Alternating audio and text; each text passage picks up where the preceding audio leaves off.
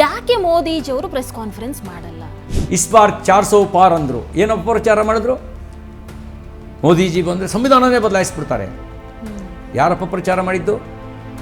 ಒಂದು ವಿಘ್ನ ಸಂತೋಷಿ ಕಮ್ಯುನಿಸ್ಟರು. ಅವರು ವಿಘ್ನ ಸಂತೋಷಿಗಳು, ವಿಘ್ನಗಳನ್ನು ಕ್ರಿಯೇಟ್ ಮಾಡಿ ಸಂತೋಷ ಪಡೋರು ಅವರು. ಅವ್ರಿಗೆ ದೇಶದ ಕಾಳಜಿ ಇಲ್ಲವೇ ಇಲ್ಲ. ಇನ್ನೊಂದು ಭಗ್ನ ಪ್ರೇಮಿ ಕಾಂಗ್ರೆಸ್ಸಿಗರು. ಅವರಿಗೆ ಅಧಿಕಾರದ ಆಸೆ, ಅಧಿಕಾರಕ್ಕೆ ಬರಬೇಕು, ಅಧಿಕಾರ ನಮ್ಮ ಸೊತ್ತು, ನಾವು ಅಧಿಕಾರಕ್ಕಾಗಿಯೇ ಹುಟ್ಟಿದ್ದೀವಿ, ನಮ್ಮ ಕುಟುಂಬದ ಕೈಲೇ ಅಧಿಕಾರ ಇರಬೇಕು ಅನ್ನುವಂಥ ಮನಸ್ಥಿತಿ.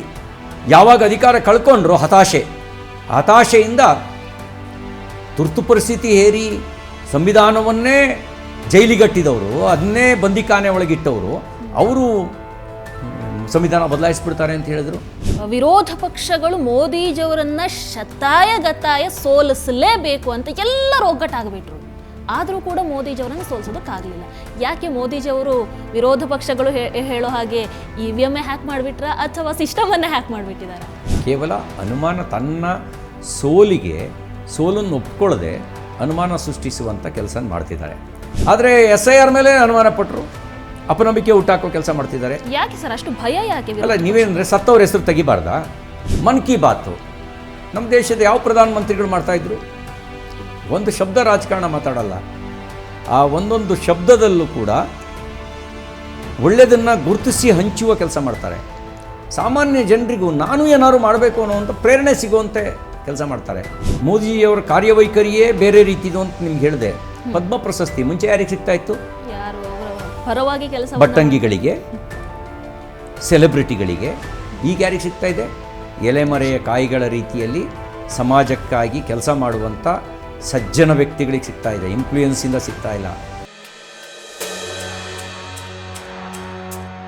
ಇವತ್ತು ಮೋದಿಜಿಯವರು 12 ವರ್ಷದ ಸಾಧನೆಯನ್ನು ಮಾಡಿದ್ದಾರೆ ಅಂತ ಅಂದಾಗ ಬಹಳಷ್ಟು ಮಂದಿ ಕೇಳುವಂಥ ಪ್ರಶ್ನೆ, ಯಾಕೆ ಮೋದಿಜಿಯವರು ಪ್ರೆಸ್ ಕಾನ್ಫರೆನ್ಸ್ ಮಾಡಲ್ಲ? ಯಾಕೆ ಮೀಡಿಯಾವನ್ನು ಫೇಸ್ ಮಾಡಲ್ಲ? ಅವರು ವಿದೇಶಕ್ಕೆ ಹೋಗ್ತಾರೆ, ಅಲ್ಲೂ ಯಾರೋ ಪ್ರಶ್ನೆ ಕೇಳ್ತಾರೆ, ಅವರು ಅಲ್ಲೂ ಉತ್ತರವನ್ನು ಕೊಡಲ್ಲ, ಅಲ್ಲೂ ದೇಶದ ಗೌರವಕ್ಕೆ ಧಕ್ಕೆ ಆಗುತ್ತೆ. ಯಾಕೆ ಮೋದಿಜಿಯವರು ಇಷ್ಟೆಲ್ಲ ಮಾಡಿದ್ದಾರೆ ಅಂತ ಹೇಳ್ತೀರಾ, ಇಷ್ಟೆಲ್ಲ ಸಾಧನೆ ಅಂತ ಹೇಳ್ತಾ ಇದ್ದೀರಾ? ಹಾಗಾದರೆ ಯಾಕೆ ಮೀಡಿಯಾವನ್ನು ಫೇಸ್ ಮಾಡುವಂಥ ಧೈರ್ಯ ಮೋದಿಜಿಯವರಿಗೆ ಯಾಕಿಲ್ಲ?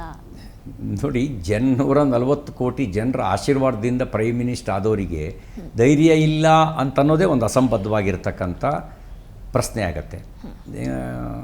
ಧೈರ್ಯ ಇಲ್ಲದೆ ಇರುವಂಥ ಮನುಷ್ಯ ದೇಶವನ್ನು ಲೀಡ್ ಮಾಡಲಿಕ್ಕೆ ಸಾಧ್ಯನಾ? ಆ ಆತ್ಮವಿಶ್ವಾಸ, ಧೈರ್ಯ ಇರ್ತಕ್ಕಂಥವನ್ನೇ ಜಾಗತಿಕ ವೇದಿಕೆಗಳಲ್ಲೂ ಭಾರತವನ್ನು ಪ್ರತಿನಿಧಿಸ್ತಾರೆ.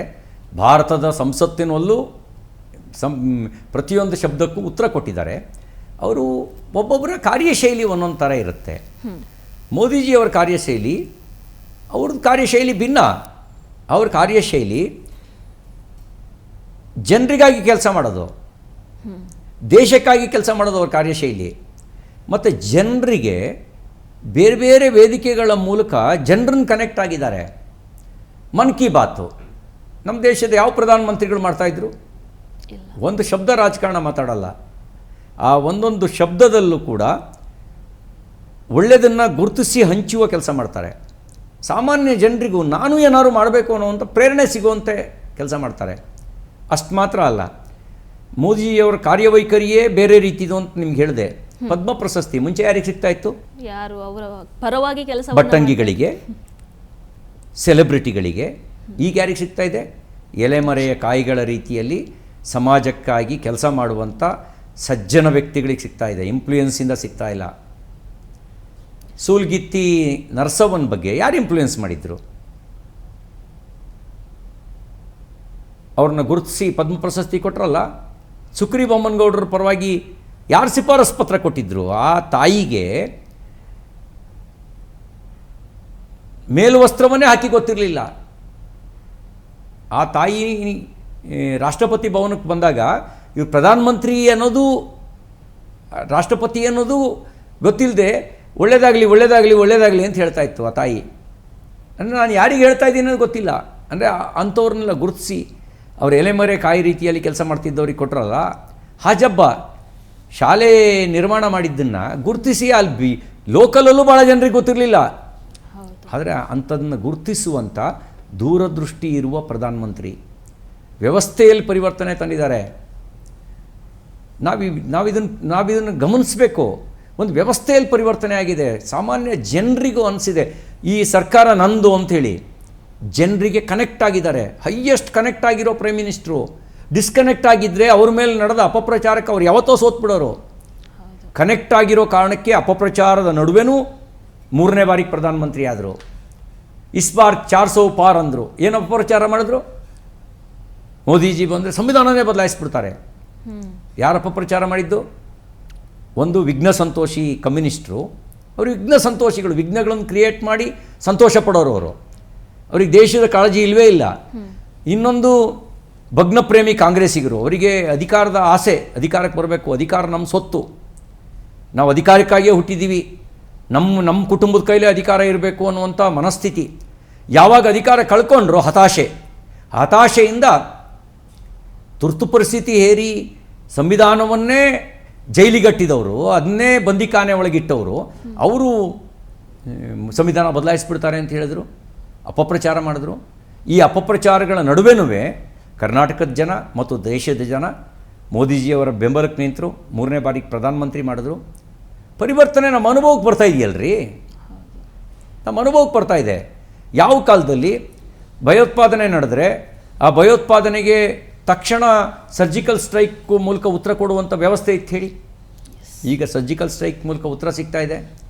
ಯಾವ ಕಾಲದಲ್ಲಿ ನಿಗೂಢ ಬಂದೂಕುದಾರಿಗಳು ಭಾರತ ವಿರೋಧಿಗಳನ್ನು ಅವರಿರೋ ನೆಲದಲ್ಲೇ, ಅವರಿರೋ ಜಾಗದಲ್ಲೇ ಗುಂಡಾಕಿ ಬರ್ತಿದ್ರು ಹೇಳಿ. ಇವತ್ತು ಚಾಣಕ್ಯ ನೀತಿಯ ಪ್ರಕಟೀಕರಣ ಆಗ್ತಾಯಿದೆ. ದೇಶ ವಿರೋಧಿಗಳಿಗೆ ಸಿಂಹಸ್ವಪ್ನ ಆಗುವಂಥ ಒಂದು ವ್ಯವಸ್ಥೆಯನ್ನು ಭಾರತ ಸರ್ಕಾರ ಪ್ರತ್ಯಕ್ಷವಾಗಿ ಪರೋಕ್ಷವಾಗಿ ದೇಶದ ನೆಲದಲ್ಲಿ ಮತ್ತು ವಿದೇಶದ ನೆಲದಲ್ಲಿ ಸಿದ್ಧ ಮಾಡಿಟ್ಟಿದೆ ಅಂತ ಹೇಳಿದ್ರೆ, ಇವತ್ತು ಭಾರತ ಇಂಥ ಒಂದು ನೇತೃತ್ವದ ಕೈನಲ್ಲಿ ಸುರಕ್ಷಿತವಾಗಿದೆ.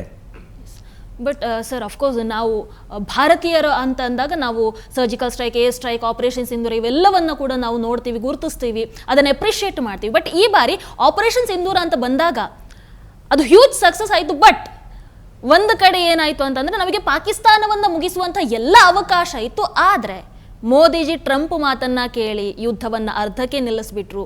ಮೋದಿ ಟ್ರಂಪ್ಗೆ ಸರೆಂಡರ್ ಆಗಿಬಿಟ್ಟಿದ್ದಾರೆ. ಇದು ಭಾರಿ ಒಂದು ಟ್ರೆಂಡ್ ಆಗಿಬಿಡ್ತು. ಯಾಕೆ ನೋಡಿ, ಈ ಸರ್ಜಿಕಲ್ ಸ್ಟ್ರೈಕು, ಆಪರೇಷನ್ ಸಿಂಧೂರು ಒಂದು ನಿರ್ದಿಷ್ಟ ಗುರಿಯನ್ನು ಇಟ್ಕೊಂಡು ಕಾರ್ಯಾಚರಿಸಿತು.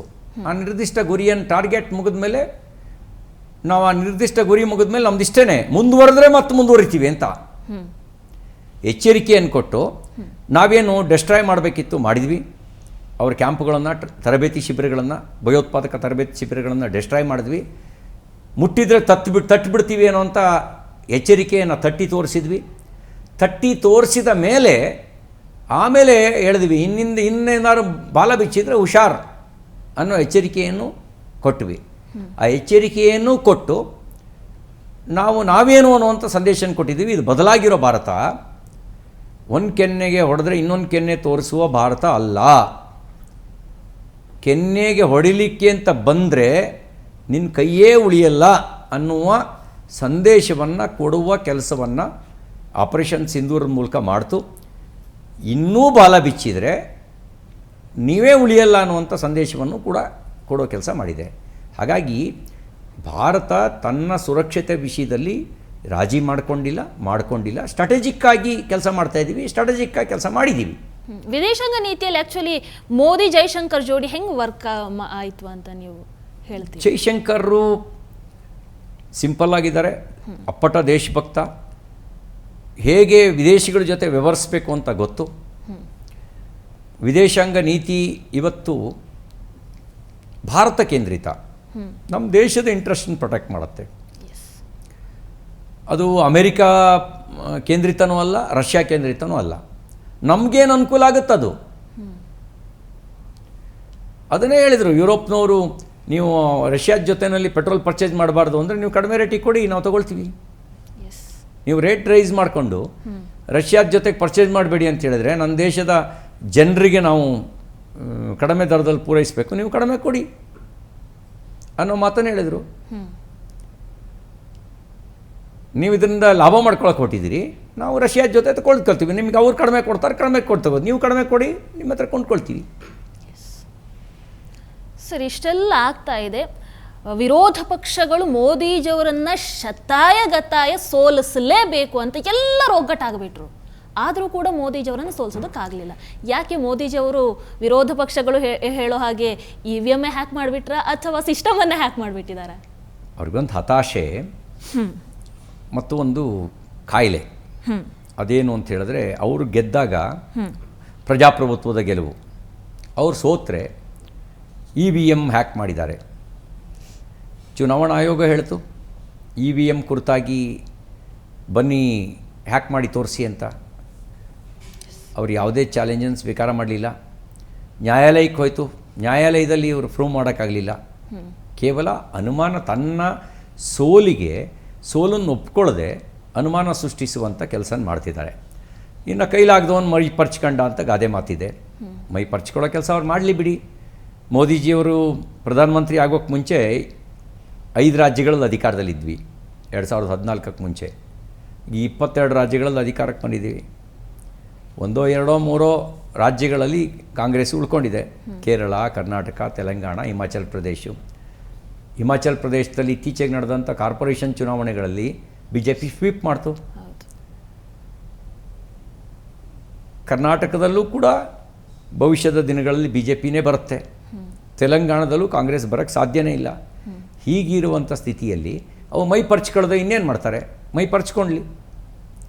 ಚುನಾವಣಾ ಆಯೋಗ ದೂರಿದ್ರು. SIR ಮತದಾರರ ಪಟ್ಟಿಯ ಪರಿಷ್ಕರಣೆ ಮಾಡೋ ಕೆಲಸ 1952ಇಂದ ಮಾಡ್ತಾ ಇದೆ, ಇವತ್ತಿಂದ ಏನಲ್ಲ. ಆದರೆ SIR ಮೇಲೆ ಅನುಮಾನ ಪಟ್ಟರು, ಅಪನಂಬಿಕೆ ಹುಟ್ಟಾಕೋ ಕೆಲಸ ಮಾಡ್ತಿದ್ದಾರೆ. ಯಾಕೆ ಸರ್ ಅಷ್ಟು ಭಯ? ಯಾಕೆ? ಅಲ್ಲ, ನೀವೇನಂದರೆ ಸತ್ತವ್ರ ಹೆಸರು ತೆಗಿಬಾರ್ದಾ? ಮತದಾರ ಪಟ್ಟಿಲಿ ಡಬಲ್ ಓಟ್ ಇರಬೇಕಾ? ಬಾಂಗ್ಲಾದೇಶದವ್ರು ಮತದಾರ ಪಟ್ಟಿಲಿ ಸೇರ್ಕೋಬೇಕಾ? ಆ ಸೇರ್ಕೊಳ್ಬೇಕು ಅನ್ನೋರನ್ನ ದೇಶಭಕ್ತರು ಅಂತ ಕರೆಯೋಕ್ಕಾಗತ್ತಾ? ಅವ್ರು ದೇಶಭಕ್ತರಾಗ್ಲಿಕ್ಕೆ ಸಾಧ್ಯ ಇಲ್ಲ. ದೇಶದ್ರೋಹಿಗಳಾಗ್ತಾರೆ, ಸಂವಿಧಾನ ವಿರೋಧಿಗಳಾಗ್ತಾರೆ, ಅಂಬೇಡ್ಕರ್ ವಿರೋಧಿಗಳಾಗ್ತಾರೆ. ಅಂಬೇಡ್ಕರ್ರು ಫೋಟೋ ಇಟ್ಕೊಂಡು SIR ವಿರುದ್ಧ ಪ್ರತಿಭಟನೆ ಮಾಡಿದ್ರೆ ಅವನು ಅಂಬೇಡ್ಕರ್ ವಿರೋಧಿ ಮಾತ್ರ ಆ ಪ್ರತಿಭಟನೆ ಮಾಡಲಿಕ್ಕೆ ಸಾಧ್ಯ, ಸಂವಿಧಾನ ವಿರೋಧಿ ಮಾತ್ರ ಪ್ರತಿಭಟನೆ ಮಾಡಲಿಕ್ಕೆ ಸಾಧ್ಯ. ಸರ್, ಇಲ್ಲಿ ವಿರೋಧ ಪಕ್ಷ Indian economy is a dead economy ಅಂತ ಒಂದು ಕಡೆ ಹೇಳ್ತಾ ಇದ್ದಾರೆ, ಮತ್ತೊಂದು ಕಡೆ ನಮ್ಮ ದೇಶ ಅತಿ ದೊಡ್ಡ ಆರ್ಥಿಕತೆಯಾಗಿ ಹೊರಹೊಮ್ತಾ ಇದೆ, 4ನೇ ಅತಿ ದೊಡ್ಡ ಆರ್ಥಿಕತೆಯಾಗಿ. ಹೇಗೆ ಸಾಧ್ಯ ಆಯಿತು ಸರ್? ಅಂದರೆ ನರೇಂದ್ರ ಮೋದಿಜಿಯವರ ಆ ಸರ್ಕಾರದ ಯಾವ ಸ್ಟೆಪ್ಸ್ಗಳು ಇವತ್ತು ಭಾರತವನ್ನು ಈ ಹಂತಕ್ಕೆ ತಂದು ನಿಲ್ಲಿಸಿದೆ ಅಂತ? 2012ರಲ್ಲಿ ಭಾರತದ ಎಕಾನಮಿಯನ್ನು ಫ್ರೊಜೈಲ್ 5 ಎಕಾನಮಿಯ ಸಾಲಿನಲ್ಲಿ ಸೇರಿಸಿದ್ರು. ಅಂದರೆ ಆರ್ಥಿಕ ದುಸ್ಥಿತಿಯಲ್ಲಿರುವ ರಾಷ್ಟ್ರಗಳ ಸಾಲಿಗೆ ಸೇರಿಸಿದ್ಯಾರು? IMF. ಇವತ್ತು 4th largest economy in the world, ವಿಶ್ವದಲ್ಲಿ 4ನೇ ಅತಿ ದೊಡ್ಡ ಆರ್ಥಿಕ ಶಕ್ತಿಯಾಗಿ ಭಾರತ ಬೆಳೆದು ನಿಂತಿದೆ. ಇದರಲ್ಲಿ ಭಾರತೀಯರೆಲ್ಲರ ಶ್ರಮ ಇದೆ. ಪ್ರಧಾನಮಂತ್ರಿಗಳು ಅದನ್ನೇ ಹೇಳಿದರು, ನೀವೆಲ್ಲರೂ ನಿಮ್ಮ ಬದುಕಿನಲ್ಲಿ ಒಂದೊಂದು ಹೆಜ್ಜೆ ಮುಂದೆ ಬರೋ ಸಂಕಲ್ಪ ಮಾಡಿ ಒಂದು ಹೆಜ್ಜೆ ಮುಂದೆ ಬನ್ನಿ. ನೀವು ನಿಮ್ಮ ಬದುಕಿನಲ್ಲಿ ಒಂದು ಹೆಜ್ಜೆ ಮುಂದೆ ಬಂದರೆ ಭಾರತ 140 ಕೋಟಿ ಹೆಜ್ಜೆ ಮುಂದೆ ಬರುತ್ತೆ. ನಾವೆಲ್ಲರೂ ನಮ್ಮ ಬದುಕಿನಲ್ಲಿ ಒಂದು ಹೆಜ್ಜೆ ಮುಂದೆ ಬಂದರೆ ಸಕಾರಾತ್ಮಕವಾಗಿ ನಮ್ಮ ದೇಶ 140 ಕೋಟಿ ಹೆಜ್ಜೆ ಮುಂದೆ ಹೋಗುತ್ತೆ. ಆ 140 ಕೋಟಿ ಹೆಜ್ಜೆ ಮುಂದೆ ಹೋಗೋದೇ ದೇಶ ಮುಂದುವರಿಯೋದಕ್ಕೆ ಸಾಕ್ಷಿಯಾಗತ್ತೆ. ಆ ರೀತಿಯಲ್ಲಿ ಬದುಕನ್ನು ಬದಲಾಯಿಸುವಂಥ ಯೋಜನೆಗಳನ್ನು ಈಗ ಸ್ಕಿಲ್ ಇಂಡಿಯಾ ಅಂತ ತಂದಿದ್ದಾರೆ. ಯಾವಾಗ ವರ್ಲ್ಡ್ GDPಗೆ 35% ಕಾಂಟ್ರಿಬ್ಯೂಷನ್ ಭಾರತ ಕೊಡ್ತಾ ಇತ್ತು, ಹತ್ತತ್ರ 600 ವರ್ಷದ ಹಿಂದೆ. ಅವತ್ತು ಪ್ರತಿಯೊಬ್ಬರೂ ಸ್ಕಿಲ್ಡ್ ವರ್ಕರ್ಸೇ ಇದ್ದರು ಭಾರತದಲ್ಲಿ, ಯಾರೂ ಸೋಮಾರಿಗಳಿರಲಿಲ್ಲ. ಆ ರೀತಿ ಸ್ಕಿಲ್ ಯೂತ್ಸ್ ಮಾತ್ರ ಭಾರತವನ್ನು ಮುನ್ನಡೆಸಬಲ್ಲರು. ಅದಕ್ಕೆ ಸ್ಕಿಲ್ ಇಂಡಿಯಾ ಅಂತ ಈಗ ಯೋಜನೆಯನ್ನು ರೂಪಿಸಿದ್ದಾರೆ. ಕೌಶಲ್ಯವಂತ ಭಾರತ ಆಗಬೇಕು. ನಿರುದ್ಯೋಗಿ ಭಾರತದಿಂದ ನಾವು ಯಶಸ್ಸನ್ನು ಕಾಣೋಕ್ಕೆ ಸಾಧ್ಯ ಇಲ್ಲ. ಕೌಶಲ್ಯವಂತ ಭಾರತ ಆಗಬೇಕು. ಆಗ GDPಯೂ ಬೆಳವಣಿಗೆ ಆಗುತ್ತೆ, ತಲಾದಾಯವೂ ಹೆಚ್ಚಾಗುತ್ತೆ, ರಾಷ್ಟ್ರದ ಆದಾಯವೂ ಹೆಚ್ಚಾಗುತ್ತೆ. ಇವತ್ತು 4th ಲಾರ್ಜೆಸ್ಟ್ ಎಕಾನಮಿ. ನಮ್ಮನ್ನು ಆಳ್ತಾ ಇದ್ದಂಥ ಬ್ರಿಟಿಷರು 5ನೇ ಸ್ಥಾನದಲ್ಲಿದ್ದರು, ಅವ್ರನ್ನ ಹಿಂದಾಕಿದ್ವಿ. ಜಪಾನ್ನವ್ರು 4ನೇ ಸ್ಥಾನದಲ್ಲಿದ್ದರು, ಅವ್ರನ್ನ ಹಿಂದಾಕಿದ್ವಿ. ಜರ್ಮನ್ನವರು 3ನೇ ಸ್ಥಾನದಲ್ಲಿದ್ದಾರೆ, ಚೀನಾ 2ನೇ ಸ್ಥಾನದಲ್ಲಿದೆ, ಅಮೇರಿಕಾ 1ನೇ ಸ್ಥಾನದಲ್ಲಿದೆ. ನಮಗೂ ಅಮೇರಿಕಕ್ಕೂ ದೊಡ್ಡ ಅಂತರ ಇದೆ, ನಮಗೂ ಚೀನಾಕ್ಕೂ ದೊಡ್ಡ ಅಂತರ ಇದೆ, ಸಾಧಿಸೋದು ಭಾಳ ಇದೆ. ಆದರೆ ಫ್ರಜೈಲ್ 5ಇಂದ 4th ಲಾರ್ಜೆಸ್ಟ್ ಎಕಾನಮಿಯವರೆಗೆ ನಾವು ಬಂದಿದ್ದೇವೆ. ಅದ್ರ ನಡುವೆ ಜಾಗತಿಕ ವಿಪ್ಲವಗಳನ್ನು ಎದುರಿಸಿದ್ದೇವೆ. ಕೋವಿಡ್ ಜಾಗತಿಕ ವಿಪ್ಲವ, ನಾವು ಬಯಸಿದ್ದಲ್ಲ ಅದು. ಕೋವಿಡ್ಗೆ ಮೋದಿ ಕಾರಣ ಅಲ್ಲ. ಕೋವಿಡ್ ಲಸಿಕೆ ತರೋದಕ್ಕೆ, ಉಚಿತವಾಗಿ ಲಸಿಕೆ ಕೊಡೋದಕ್ಕೆ ಮೋದಿ ಕಾರಣ. ಆದರೆ ಕೊರೋನಾ ರೋಗ ತಂದಿದ್ದು ಮೋದಿ ಅಲ್ಲ. ಕೊರೋನಾಕ್ಕೆ ಲಸಿಕೆಯನ್ನು ಉಚಿತವಾಗಿ ಎಲ್ರಿಗೂ ಹಂಚಿಕೆ ಮಾಡೋದಕ್ಕೆ ಮೋದಿ ಕಾರಣ. ಜಾಗತಿಕ ವಿಪ್ಲವ. ಈಗ ಇಸ್ರೇಲು, ಇರಾನ್, ಅಮೇರಿಕ ಯುದ್ಧ ಜಾಗತಿಕ ವಿಪ್ಲವ. ಈ ಉಕ್ರೇನ್ ಮತ್ತು ರಷ್ಯಾ ಯುದ್ಧ ಜಾಗತಿಕ ವಿಪ್ಲವ. ಈ ವಿಪ್ಲವದ ನಡುವೆ ನಮ್ಮ ಆರ್ಥಿಕ ಸ್ಥಿತಿಯನ್ನು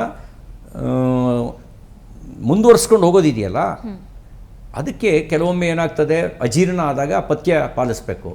ಅದಕ್ಕಾಗಿ ದೇಶದ ಹಿತದೃಷ್ಟಿಯಿಂದ ಕೆಲವು ಪಥ್ಯದ ಬಗ್ಗೆ ಅವ್ರು ಹೇಳಿದರು. ಅದರಲ್ಲಿ ನೀವು ಆರಂಭದಲ್ಲಿ ಕೇಳಿದ್ರಲ್ಲ, ವಿದೇಶಿ ಯಾತ್ರೆ, ವಿದೇಶದಲ್ಲಿ ನಮ್ಮ ದುಡ್ಡು ಖರ್ಚು ಮಾಡೋದು, ಚಿನ್ನ ಕೊಳ್ಳೋದು, ಇವೆಲ್ಲ ಈ ಸಂದರ್ಭಕ್ಕೆ ಬೇಡ, ಸ್ವಲ್ಪ ಪಥ್ಯ ಪಾಲಿಸಿ ಅಂತ ಹೇಳಿದ್ರು. ಹಾಗಾಗಿ ಈ ಇದರಲ್ಲಿ ಈಗ ನಾವೆಲ್ಲ 140 ಕೋಟಿ ಭಾರತೀಯರು ಅಪ್ಪಟ ದೇಶ ಪ್ರೇಮಿಗಳಾದರೆ, ನಾವೆಲ್ಲರೂ ಪರಿಶ್ರಮಿಗಳಾದರೆ ನಮ್ಮ ದೇಶ ಮುಂದೆ ಹೋಗುತ್ತೋ ಇಲ್ವೋ? ಖಂಡಿತ. ಅದನ್ನೇ ಮೋದಿಯವರು ಹೇಳಿದ್ದು. ಮತ್ತು ಬರೀ ಹೇಳ್ತಾ ಇಲ್ಲ, ಅವ್ರು ಪರಿಶ್ರಮಿಯಾಗಿ ಹೇಳ್ತಾ ಇದ್ದಾರೆ. ವಿಸಿಬಲ್ ಇದ್ದೇ ಇರ್ತಾರೆ. ನಿನ್ನೆ ಫ್ರಾನ್ಸಲ್ಲಿ, ಇನ್ನೊಂದು ಮರುದಿನ ಇನ್ಯಾವುದೋ ಒಂದು ದೇಶದಲ್ಲಿ, ಇನ್ಯಾವುದೋ ಒಂದು ಕಾರ್ಯಕ್ರಮದಲ್ಲಿ ವಿಸಿಬಲ್ ಕಂಟಿನ್ಯೂ ಇರ್ತಾರೆ. ಈ ಮೂಲಕ ಉತ್ತರದಾಯಿಯಾಗಿದ್ದಾರೆ. ಬರೀ ಪ್ರೆಸ್ ಮೀಟಲ್ಲಿ ಮಾತ್ರ ಉತ್ತರದಾಯಿ ಆಗಬೇಕಾಗಿಲ್ಲ, ತನ್ನ ಕಾರ್ಯದ ಮೂಲಕ ಉತ್ತರದಾಯಿಯಾಗಿದ್ದಾರೆ. ರಿಸಲ್ಟ್ನ ಮೂಲಕ, ಫಲಿತಾಂಶದ ಮೂಲಕ ಉತ್ತರದಾಯಿಯಾಗಿದ್ದಾರೆ. ಟಿವಿ ವಿಕ್ರಮ, ದೇಶ ನಿಮ್ಮ ಕೈಯಲ್ಲಿ. ಈ ಕಾರ್ಯಕ್ರಮ ನಿಮಗೆ ಇಷ್ಟ ಆಗಿದ್ದಲ್ಲಿ ಲೈಕ್, ಶೇರ್ ಹಾಗೂ ಕಮೆಂಟ್ ಮಾಡಿ. ಟಿವಿ ವಿಕ್ರಮದ ಕಾರ್ಯಕ್ರಮಗಳನ್ನು ನಿರಂತರವಾಗಿ ವೀಕ್ಷಿಸಲು ಸಬ್ಸ್ಕ್ರೈಬ್ ಮಾಡಿ, ಬೆಲ್ ಐಕನ್ ಒತ್ತಿ.